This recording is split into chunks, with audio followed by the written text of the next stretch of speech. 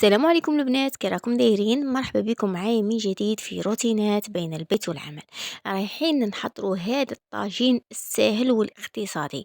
حاجه الاولى، تقلي البصل في شويه تاع زيت، ما تكتريش الزيت، وديري معاه شويه طماطم مرحيه، ولا تكون حبه طماطيس تكوني مربيتها، ولا مع لي زيبيس اللي مداري تستعمليهم، يعني كل وحده واش تستعمل.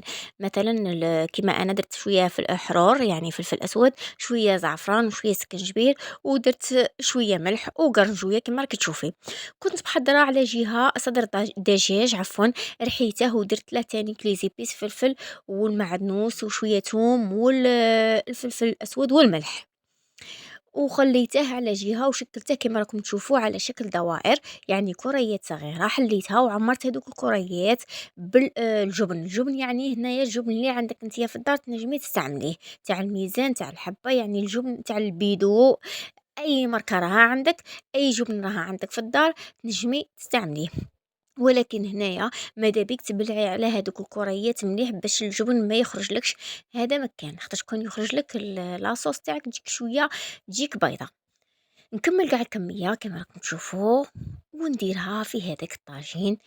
طيب مع هذيك لاصوص صايره، راني دايره لي زيبيس، راني دايره الملح، راني دايره كلش. نحط هذوك الكريات الصغيره اللي راهم عندي،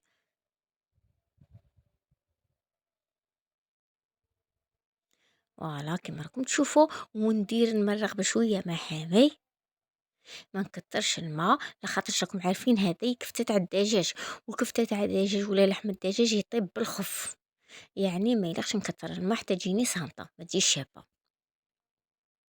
بعد ما طابت كما راكم تشوفوا درت عليها الجبن، ربيت الجبن هذاك اللي يدوب، اللي يجي شباب هكا يدوب، وغطيت عليه. بعد ما غطيت عليه داب، شوفوا كيفاش هذا هنايا هذا هو الشكل الاخير تاع الطبق تاعي.